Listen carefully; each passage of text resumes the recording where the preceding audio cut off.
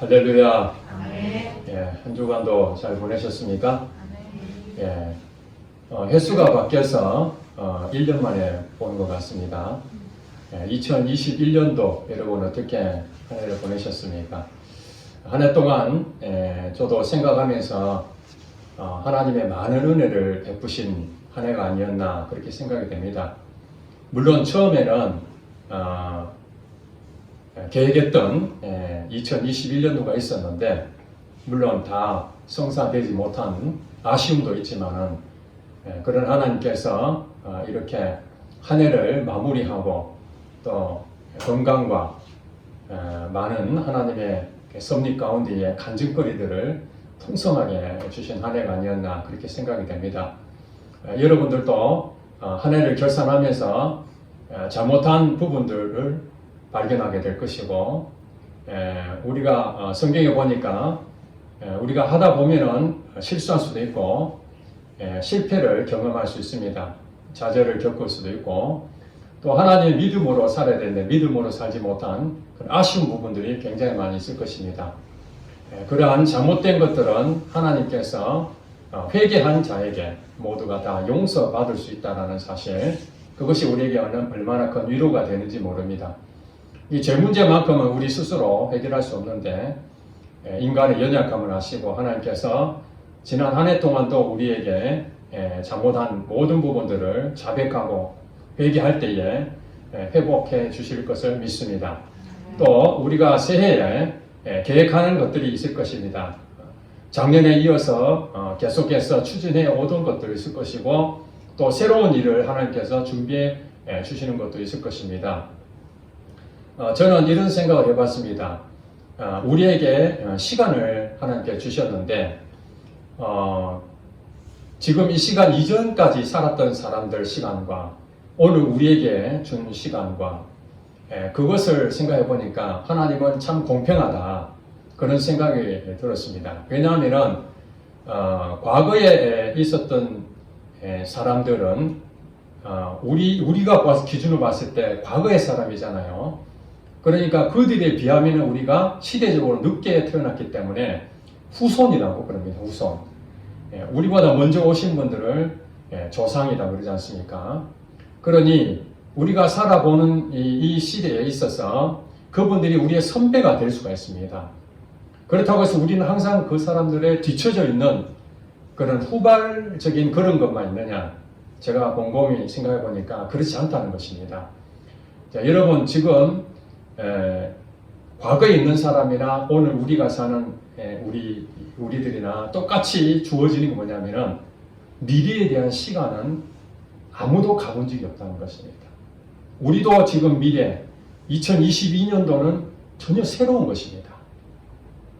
이미 과거에 살았던 그 사람들도 우리들처럼 우리가 볼 때는 과거지만 그 사람들은 그 시절마다 앞에서 계속 새로운 시절을 살고 있었다는 것입니다. 이해가 좀 되시는지 모르겠습니다. 모든 사람은 새로운 시간을 갖는다는 것이죠. 그러니까 과거의 사람이나 오늘 우리나 어떤 사람이든 간에 하나님 우리에게 항상 새 것을 주신다는 겁니다. 남이 썼던 것을 주는 것이 아니라 2022년 1월 2일 이 하루를 오늘 우리에게는 새로운 날이잖아요. 그렇지 않습니까? 그러니까 우리가 후손이다, 물려받았다 이렇게 생각할 것이 아니라 하나님께서는 시대별로 다르게 우리를 보내시고 또 취하시고 했지만은 오늘 우리에게 주어진 이 시대는 새로운 것을 공급하시는 하나님이시다. 그러면서 우리가 새해를 맞이하면서 해야 할 일이 무엇인가? 첫째는 12절을 보니까 내가 이미 얻었담도 아니요 온전히 이루었담도 아니라. 그러니까 지금까지 했던 일에 대해서 돌이켜볼 때에 내가 이제 다 완성됐구나, 성취했구나 이것도 아니고 또 온전히 이루었다, 이제 내가 더 이상 할 것이 없다, 나는 목표를 다 이루었다 이것도 아니다. 이게 누가 지금 고백하고 있는 것입니까? 사도 바울이 지금 빌립보 성도들에게 편지를 보냈습니다. 지금 이 편지를 썼던 이 바울은 지금 어디에 있느냐면은 감옥에 있는 상태입니다. 감옥에 잡혀 들어가서 빌립보 성도들한테 편지를 썼는데, 내가 이미 얻었담도 아니요 온전히 이루었담도 아니라 이것은 무엇인가 아쉽다고 해서, 내가 지금 감옥에 갇혀 있기 때문에 내가 빨리 감옥을 나와서 하던 일을 마저 끝내야 되는데, 이런 후회감에서 말하는 것이 아닙니다. 이것이 무엇입니까? 자기는 감옥 안에 있든지 아니면 자유의 몸이 있든지 항상 동일한 마음을 가졌는데, 그것이 바로 오직 내가 그리스도 예수께 잡힌 바 된 그것을 잡으려고 달려가노라. 이렇게 사도 바울은 고백하고 있습니다. 사도 바울이 있어서 인생에 가장 큰 목표가 있었다면, 과거에 사도 바울이 예수님을 만나기 전에는 그는 출세에 굉장히 욕망이 강했던 사람이었다고 보여집니다. 유대인들의 지도자로서 승승장구했던 사람이 사도 바울이었습니다. 율법학자로서 권위를 가지고 있고, 또 지도자로서의 갖춰야 될 모든 학문과 재능과 모든 것들을 갖추어 있는 탁월한 인재였습니다. 그러나 그는 다메섹 도상에서 예수 믿는 사람을 죽이려고 잡으러 갔다가 거기서 예수님을 만나게 됩니다. 죽이려고 했던 그 이단의 괴수로 간 예수를 사도 바울이 인격적인 만남을 통해서, 이분이 하나님의 아들이시구나, 이분을 믿는 사람들을 감옥에 보낼 것이 아니라 이분을 증거해야 되는 것이 나의 사명이다, 그렇게 깨달은 거예요. 그때부터 인생이 바뀌어집니다.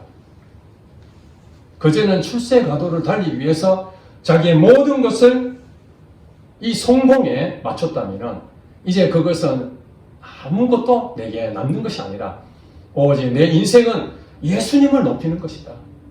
예수님이 하나님의 아들이시다. 예수님이 나의 죄를 지기 위해서 이 땅에 십자가 달려 돌아가시고 부활하심으로써 나도 새 생명 얻은 자다. 이 생명이야말로 가장 귀한 생명이다. 이것을 깨닫고 난 뒤부터는 인생이 180도로 바뀌어진 사도 바울이었습니다. 그래서 그의 고백 가운데에 내가 예수 그리스도를 아는 그 지식의 고상함, 그것 때문에 내가 그동안 얻었던 모든 것들을 다 배설물로, 쓰레기로 다 버리고 싶다. 학문도 정말 소중하고 재물도 소중하고 또 자기 가지고 있는 재능도 소중하지 않습니까? 이 땅에 살아가려면 많은 것들이 내게 주어지는 건 얼마나 좋은 일입니까? 그러나 예수님보다 나을 게 없다는 겁니다. 자기 인생에 오직 예수밖에 없다. 그래서 여기에 굉장히 중요한 얘기하죠. 내가 그리스도 예수께 잡힌 바 된, 자기가 예수님을 붙잡는 것이 아니라 예수님께 잡혀있는 상태로 달려가겠다. 지금 사도 바울은 예수님을 믿는 사람을 죽이려고 했던 그 생각했을 때 예수님 찾아오셨잖아요. 자기가 예수님 만나러 간 것이 아닙니다. 자기가 예수님을 나의 구주로, 나의 하나님으로 섬기려고 고백한 것이 아니었습니다. 그 반대였습니다. 그런 사도 바울에게 예수님께서 손수 오셔서 그의 인생을 바꿔지게 만든 것입니다. 이것이 붙잡힌 겁니다. 하나님 앞에 붙잡힌 사람. 예수 믿는 사람이 누굽니까? 내가 예수 믿으려고 애를 쓰는 것이 아니라 나는 하나님에 대해서 전혀 하나님 앞에 설 자격도 없는데 하나님이 내가 무엇이라고 나를 찾아오셔서 나를 만나주시고 나를 구원해 주시고 나를 천국 백성 삼아 주시고 오늘도 이 많은 은혜 주시고, 이것이 바로 예수님께 붙잡힌 사람들의 고백이라는 거예요. 여러분, 이 새해에 이 사도 바울의 고백이 여러분 고백이 되시길 바랍니다. 예수께 붙잡힌 된 그것을 달려가는 거예요. 내 인생의 목표를 세워놓고 달려가는 것이 아닙니다. 여러분 아시다시피 사람은 본래 악하다고 성경은 말합니다. 선한 것은 하나도 없고 사람이 지은 것마다 죄밖에 없다고 그랬습니다. 자기 스스로는 그것이 선하다고 생각합니다. 나는 참 좋은 생각하고 있어. 내가 이렇게 하면 참 잘 살 거야. 그러지만은 인간이 가진 한계는 뭐냐면은 우리의 그 본성은 죄인이기 때문에 우리가 나올 수 있는 건 죄밖에 없다는 것입니다. 오직 선은 하나님으로밖에 나오지 않습니다. 그러므로 하나님을 믿는 것이 선이 나올 수가 있어요. 생각도 내 생각을 하면은 사망이라고 그렇게 말합니다. 육신의 생각은 사망이요, 영의 생각은 생명과 평안이다. 영의 생각이 바로 예수님께 붙잡힌 그 생각이죠. 그것이 바로 평안과 생명을 주는 것입니다. 예수 믿는 것밖에 없습니다. 바로 예수님께 붙잡힌 반대로 살아가는 사람이 바로 예수님이 나의 주인으로 고백하는 사람이죠. 13절에 보니까 반복해서 말씀드립니다. 형제들아 나는 아직 내가 잡은 줄로 여기지 아니하고, 똑같은 얘기죠. 얻었다함도 아니요 온전히 이루었다함도 아니다. 이 얘기를 나는 아직 잡은 줄로 여기지 아니하고, 아직 완전하다 그렇게 얘기하지 않는 것이죠. 여러분 그 2002년도 한일 월드컵 경기가 있었습니다. 그 당시에 우리나라 감독이 누구였죠? 그 유명한 히딩크 감독이었습니다. 우리나라가 월드컵 목표가 1승이었고 16강이었습니다. 한 번도 1승을 해본 적이 없었어요. 16강 들어간다는 것은 이거는 엄청난 목표였습니다. 한 번이라도 이겨보자. 그래 1승을 하고 16강에 들어가서 목표를 이루었습니다. 기자들이 질문합니다. 히딩크 감독에게 당신 이렇게 감독을 하면서 그 뜻을 이루었는데 어떻게 생각하십니까? 히딩크 감독이 그 유명한 말을 이렇게 남겼습니다. 나는 아직 배고프다. 나는 아직 목표를 이루어진 게 아직 아니다. 물론 1차 목표 1승과 16강에 들어가는 것은 나의 큰 희망이었지만 그것이 달성됐다고 여기서 멈출 수가 없다. 우리는 그보다 더 높은 곳으로 더 높은 목표를 향해서 달려가야 된다. 나는 아직도 배가 고프다. 그 일도 자만하지 아니하고 결국 4강까지 올라가는 기적을 이루어냈습니다. 우리 인간도 죄성을 가지고 인간도 때로는 이렇게 의지를 가지고 목표를 세워서 열심히 노력하면은 우리에게 열매가 주어지는 것을 보게 됩니다. 하물며 하나님 믿는 사람들은 더한 것입니다. 사도 바울이 예수님을 믿는다. 예수님 나의 주인이시다. 이 고백은 그냥 한 번 그렇게 외치고 마는 것이 아니라 이 세상 끝나는 날까지 하나님이 나를 이 세상에서 이제 너는 모든 것을 다 하고 믿음을 끝까지 지켰고 이제 내게 부름을 받아서 하나님 나라의 곁에 갈 때까지 우리는 어떻게 해야 됩니까? 예수님께 붙잡힌 바 되어서 끝까지 좌로나 우로나 치우치지 아니하고 믿음에서 떠나지 아니하고 세상 사람들과 이렇게 섞이지 아니하고 순수한 마음으로 거룩한 마음을 가지고 하나님과 늘 동행하는 삶으로 마지막까지 달려가는 겁니다. 운동 경기할 때 중도에 포기하는 경우 있지 않습니까? 그렇죠. 여러 가지 원인에 의해서 게임을 아무리 잘하는 선수를 할지라도 중도에 포기하면 상이 없습니다.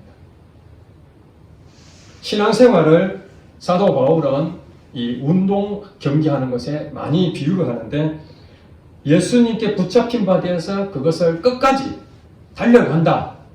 완주해야 되는 거예요. 완주. 일단 완주해야 그 다음에 상을 받든지 말든지 할 것 아니겠습니까? 하나님께서는 우리에게 미래를 항상 보라고 말씀하십니다. 현재를 보면은 우리는 어떤 생각이 됩니까? 지금 현재의 상황이 내게 유리한 쪽으로 되면은 희망을 갖게 됩니다. 왜 희망을 갖습니까? 지금 현재의 상황이 미래에 좋아질 것이라는 예측을 하기 때문에. 내 마음이 즐겁고 기대가 되는 것이죠. 그러나 현재를 봤을 때에 미래가 보이지 않고 암담하고 답이 없고 좌절이 될 수밖에 없는 그런 상황이다 보면은 여러분은 어떻습니까? 낙심해버리죠. 똑같은 현상입니다. 지금 2년 전에 코로나가 전 세계에 강타해서 2년이 흘렀는데 많은 사람들은 이것이 오래 가지 않겠느냐 그렇게 예측하기도 합니다. 그러나 우리들은 어떤 마음입니까? 오래 가기를 바라는 사람이 누가 있겠습니까? 빨리 종식이 되길 바라죠. 하루라도 빨리 이 코로나는 다 종식돼서 우리 일상으로 돌아가기를 바라고 있습니다. 자, 이 상황에서 코로나를 여러분이 바라봤을 때에 여러분 개인에게만 해당이 됩니까? 아닙니다. 전 세계의 지구촌에 있는 모든 사람들에게 이 코로나 동일하게 찾아온 문제입니다. 이 문제를 바라볼 때에 어떤 사람은 실망이 되는 사람이 있고 어떤 사람은 희망이 되는 사람도 있습니다.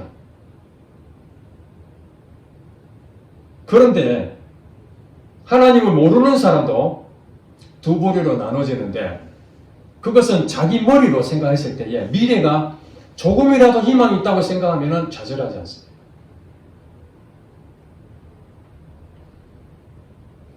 그러나 현재를 보고 계속해서 어떤 문제에 사람들이 미래를 보지 못하고 두려워하느냐 하면 그것이 과거하고 연결되어 있기 때문에 그렇습니다. 지금 현재에 어떤 일이 일어나더라도 과거에 여러분들이 그런 일들을 겪어서 이겨낸 것들이 있다면 여러분들은 현재에 일어나는 그 현상을 보고도 그렇게 두려워하지 않습니다. 왜냐하면 이런 문제들을 과거에 여러 차례 겪어봤고 또 이겨낸 경험이 있기 때문에. 그러나 과거에 이런 경험들을 해보지 못했다든지 아니면 이런 경험들을 이겨내지 못한 그러한 일들을 하고 있었다면 그것 때문에 현재에 좌절을 겪는 경우가 훨씬 많다는 것입니다.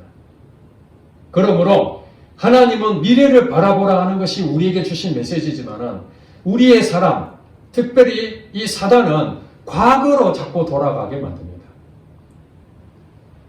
과거에 내가 참 돈을 많이 벌었는데 과거에 내 회사가 얼마나 참 떵떵거리며 큰 회사를 내가 일궜는데 사람들이 내 앞에서 인정하고 굽신굽신하고 내가 돈 500만 원, 1000만 원은 돈도 아니었는데 내가 어디 가면은 사람들이 내한테 돈을 서로 빌려주려고 그랬는데 지금은 완전히 다 망해가지고 사람 취급도 못하는 내 꼬라지를 보니 참 내 인생이 이렇게 살았구나.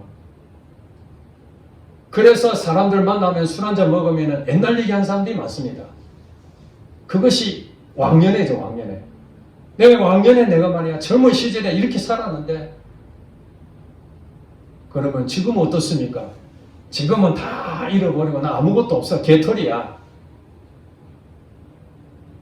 사람만 만나면 자기 옛날 얘기하면 왜냐? 지금 현재 있는 이 모습을 사람들은 싫어하거든요.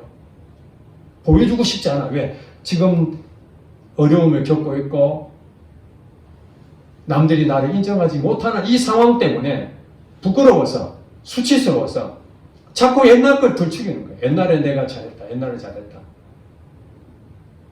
사단은 그렇게 해서 미래를 보지 못하게 하고 결국 옛날에 내가 이렇게 살았는데 내가 이렇게 살았는데 나의 신세는 왜 그런가 하고 이렇게 인생을 망치다가 끝을 내게 만드는 겁니다. 하나님 말씀하시기를 13절 중간쯤 볼까요? 오직 한 일 즉 뒤에 있는 것은 잊어버리고 앞에 있는 것을 잡아라. 오직 한 일 즉 뒤에 있는 걸 잊어버리라. 여러분 과거에 화려했던 경력들 남들의 부러워했던 그러한 것들을 다 잊어버리시기 바랍니다. 그것이 지금 내게 무슨 의미가 있습니까? 과거에 내가 돈을 많이 벌고 집도 몇 채 있었고 직원들도 많이 있었고 그건 다 물에 쓰이는 옛날 얘기라는 겁니다. 돌이킬 수가 없습니다. 단지 사단은 옛날에 있었던 것을 내 생각 속으로 계속 집어내게 만들어서 그게 빠져 살게 만듭니다. 현실 도피입니다. 현실 도피. 다 잊어버리라는 것입니다. 그리고 과거에 여러분들 혹시 하나님 말씀대로 살아야 되는데 불순종하고 내 마음대로 살아서 하나님을 배신한 적도 있었을 것입니다. 지금 생각해보면 하나님 너무 죄송합니다. 그때 내가 하나님 앞에 바로 서서 믿음 생활을 해야 되는데 내가 육신이 연약해서 하나님 배신하고 내 마음대로 살았습니다. 그것으로 멈추면 안 된다는 거예요. 과거에 그런 일이 있었다 할지라도 그거 다 잊어버리라는 겁니다. 여러분이 잘 나갔을 때든지 아니면은 여러분들이 때로는 과거에 잘 하려다가 실패하고 좌절을 겪고 어려움을 많이 겪었던 정말 다시는 그 시절로 돌아가고 싶지 않는 그런 인생이 있었다 할지라도 하나님께서는 다 잊어버려라. 다 잊어버려라. 왜냐하면 과거가 지금 현재로 바꿀 수가 없거든요. 단 하나도 바꿀 수가 없기 때문에 만약에 과거에 그것을 계속적으로 현재로 바꿀 수만 있다면 영화에 나와 있는 백 투 더 퓨처처럼 과거로 타임머신 타고 돌아가서 그걸 그 당시의 사건으로 다시 바꿔가지고 현실을 바꿀 수만 있다면 언제든지 과거로 돌아갈 수 있겠지만은 그렇지 못한다는 겁니다. 아쉬움이 있다 할지라도 그때가 너무너무 좋은 시절이 있다 할지라도 그거 다 쓸려버리고 미래를 보라는 겁니다. 14절에 보니까 표대를 향하여 히딩크 감독이 그 선수들에게 표대를 세웠습니다. 만약에 우리 열심히 싸우자. 이번에 유럽의 강호들과 붙는데 우리가 그동안 연습했던 것처럼 실수하지 말고 최선을 다해서 열심히 하자. 그렇게 말할 수도 있지만 그거 가지고는 그 사람들이 단 한 번도 1승을 해본 적이 없고 16강에 가본 적이 없는 과거에 매여있던 이 한국 축구를 미래로 돌려놓는 거예요. 미래를 보라는 거예요. 너 과거에 한국 축구가 월드컵에서 1승도 못했잖아. 그런데 1승 한다면 기적이야. 그러면 그 사람들이 어떻게 생각합니까? 1승을 위해서 좀 하다가 만약에 실력차게 나오면 역시 그렇지 우리 한국 축구는 벽이 너무 높아. 세계 선진국하고는 도저히 이길 수가 없어. 좌절해버릴 겁니다. 그러나 과거가 아니라 미래를 바라보겠던 이 히딩크 감독처럼 표대를 향해서 우리 목표로 나아가자. 자, 1승을 하고 그 다음 16강이다. 끝까지 목표를 향해 달려갔던 선수들은 혼연일체 평소보다도 더 실력을 발휘할 수 있었다는 거예요. 이 표대는 목표를 가지고 있는 어떤 한 기둥을 우리가 상징적으로 얘기하고 있는데 우리가 100m 달리기 한다 할지라도 거기에 결선선 있지 않습니까? 그러면 출발하고 결선선에 가는데 어디를 봐야 되겠습니까? 결선을 보고 죽으라고 달리는 거죠. 목표를 향해서 달리는 거예요. 근데 우리 신앙인들은 그 목표가 무엇이냐? 표대가 어디냐? 그리스도 예수 안에서 하나님이 위에서 부르신 부름의 상을 위하여 달려가노라. 예수님께 붙잡힌 바 되어서 예수님이 나의 주인이 되셔서 이제 믿음을 끝까지 지키는 그러한 신앙생활, 그것이 우리에게 주어지는 상이 있다는 것입니다. 예수님께 헌신하고 예수님한테 나의 모든 전부를 다 그분한테 드렸는데 하나님이 내게 단 하나도 보상하지 않는다. 그 말이 안 되는 거죠. 우리 인간 세계에서도 서로 사람 관계에서도 서로 베풀고 도와주면은 보상을 해주고 또 거기에 맞춰서 대가를 해주지 않습니까? 하나님이신 그분이 우리를 구원해 주셔서 너무 감사해서 하나님을 위해서 나의 전 인생을 다 하나님께 드렸는데 하나님은 우리에게 무엇이 아깝겠습니까? 아까울 것이 하나도 없습니다. 반드시 상을 준다는 거예요. 사도 바울은 생명의 내류관을 얻는다 그렇게 말하고 있습니다. 여러분, 이 세상은 잠시입니다. 제가 이제 환갑을 넘어서서 이 세상 눈에 보이는 잠깐 보이다 없어지는 안개와 같은 이 세상을 살아가면서 저도 젊은 청년 때가 있었고 꿈이 있었고 그래서 앞만 보고 달려간 지난 시간 돌이켜보니 몇십 년이 후딱 지나간 오늘 현재를 제가 보게 됩니다. 아, 그렇구나. 그동안 살았던 분들이 눈 깜짝할 사이에 세월이 지나간다더니 정말 그렇구나. 저와 여러분들은 언젠가는 이 땅을 떠나게 될 것입니다. 이 땅에 소망을 둔다고 여러분들 열심히 수고하지만 하나님께서 오늘 밤에 여러분을 그 영혼을 취한다면은 이 땅에 지금 현재 하고 있는 일은 아무 소용이 없는 겁니다. 여러분이 하고 있는 일 그거 아무 소용이 없는 것입니다. 회사에 가서 열심히 일하고 또 학교에 가서 공부하고 가정의 살림을 하고 누구를 만나고 계획을 세우고 2022년도 계획을 어디서부터 어디까지 세우고 이것을 아무리 여러분들이 계획을 갖는다 할지라도 하나님께서 인도하시지 않으면 아무것도 아니라는 사실입니다. 이것을 우리가 알아야 됩니다. 사람이 마음으로 계획할지라도 그 걸음을 인도하시는 분은 하나님이시다. 하나님이 우리의 생명을 주관하고 계시기 때문에 하나님께서 여러분에게 그 생명을 주시는 그때까지 여러분들이 할 일은 믿음을 지켜내는 것입니다. 바로 예수님이 나의 주인이시고 금년 새해에 여러분들의 계획이 있을 것입니다. 그 계획을 하나님 앞에 내어놓고 여러분 기도하시기 바랍니다. 하나님, 이 계획이 하나님 기뻐하시는 일입니까? 하나님께서 내 마음이 합당하다 하면 그 일을 하십시오. 하나님이 걸음을 인도해 주실 것입니다. 그러나 여러분이 하고 있는 이 일이 하나님이 기뻐하시는 일이 아니라면 여러분 아쉽지만 그동안 했던 것이 공들인 것이 얼마인데 이 여기에서 그만두면 어떡하나? 아닙니다.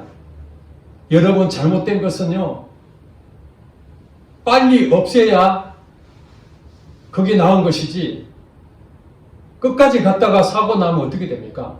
그런 일이 많지 않습니까? 여기서 중단하는 것이 천만다행이다 이렇게 돼야 되지 끝까지 갔다가 고집스레 갔다가 더 큰 문제를 야기될 때가 있습니다. 어떤 분 간증을 제가 봤는데 복음을 전하는데 미국에서 전혀 알지 못했던 산길을 들어가게 됐답니다. 캄캄한 밤인데 이 차 운전하면서 도대체 방향 감각도 없고 이 계속 가야 되는지 멈춰야 되는지 그러다 계속 가다가 무언가 찝찝해서 차를 세우고 밖으로 딱 나왔는데 바로 앞에 낭떠러지였다. 그가 만약에 그거 아니고 그냥 무조건 달렸었으면 낭떠러지 떨어질 뻔했죠. 때로는 우리 인생 가운데에 하나님께서 이런 낭떠러지 같은 데가 있다면 하나님이 사인이 온다는 겁니다. 여기서 멈춰라. 지금 가던 길을 멈추고 돌아서라. 과거 일에 대해서 계속 회상하지 말고 그걸 다 끊어내라. 과거에 대한 상처들, 과거로 인해서 관계가 다 끊어졌던 것들, 이것 때문에 용서가 안 되고 분노하고 그 일들을 하나님께서는 오늘 다 씻어버리라는 겁니다. 모든 관계들을 다 씻어버리라는 거예요. 나 자신을 위해서. 그리고 여러분 새로운 판을 만드셔야 되는데 그것은 하나님이 인정하시는 것만 그것이 효력이 있는 것이지 하나님이 인정하지 않는 것은 여러분이 아무리 수고해본들 그거는 열매가 없는 겁니다. 잘 아셔야 됩니다. 그러므로 우리가 기도해야 될 이유가 무엇입니까? 하나님의 뜻이 무엇인지 잘 모르기 때문에 하나님 가르쳐 주세요. 말씀을 붙잡고 하나님 어떻게 해야 됩니까? 말씀을 읽을 때 하나님께서 이 말씀을 통해서 사인을 주시고 기도할 때에 사인을 주시고 하나님을 인식하며 예수님 제가 어떻게 하면 좋을까요? 다 물어보고 그렇게 하면은 예수님께서 피할 길을 주시고 또 해결할 일도 말씀해 주시고 여러 상황들을 예수님이 인도해 주실 겁니다. 그것이 성령님이 우리를 인도해 주신다고 약속하신 그것이 바로 실제적으로 우리에게 일어나는 것입니다. 여러분 2022년도에는 바로 이런 결실이 있어야 되지 않겠습니까? 한 해 동안 기도해서 나타나는 결실들이 하나님께서 그동안 이렇게 했는데 하나님이 멈췄더니 손실을 입지 아니하고 오히려 큰 화를 당할 뻔했는데 하나님 은혜였습니다. 또 하나님 금년엔 전혀 생각하지 못했는데 하나님께서 이거 하라는 그런 마음을 주셔서 내 마음은 아닌데 하나님이 자꾸 이런 마음을 주셔서 그것을 했더니 하나님께서 놀라운 열매들을 맺게 해주셨습니다. 그동안 제가 살았던 것에 나는 그래도 완벽한 줄 알았는데 제 안에 이런 고집들도 있고 남을 시기하고 남을 정죄하고 남을 용서하지 못하고 내 마음이 나 중심으로 살았던 그런 것이 있었는데 금년 한 해 살아보니 성령님이 내 마음에 너그러움을 주시고 온유한 마음을 주시고 겸손한 마음을 주셔서 예전에 내 모습이 점점 줄어들고 이제 하나님만 바라보는 내가 되었습니다. 사람을 보면 지적하기를 앞섰는데 그 사람을 보면 화를 내고 짜증을 했던 나였는데 이제는 그들이 용서되고 그들이 불쌍히 여겨지는 그런 너그러운 마음이 생겼습니다. 이것이 바로 무엇입니까? 예수님께 붙잡힌 바대에서 끝까지 달려간 사람의 모습이라는 것입니다. 그런 사람에게 하나님이 상을 안 주십니까? 부름의 상을 하나님께 반드시 주신 것처럼 2022년도 여러분들이 간증거리를 만들려면 다른 것이 아닙니다. 여러분이 가지고 있는 그 어떤 것이라도 하나님께서 말씀하신 대로 내가 순종하며 나갈 때에 그 결과는 하나님이 책임지신다. 그 입술의 고백, 그곳으로 여러분 풍성한 열매를 맺기를 주의 이름으로 축복합니다. 기도하겠습니다.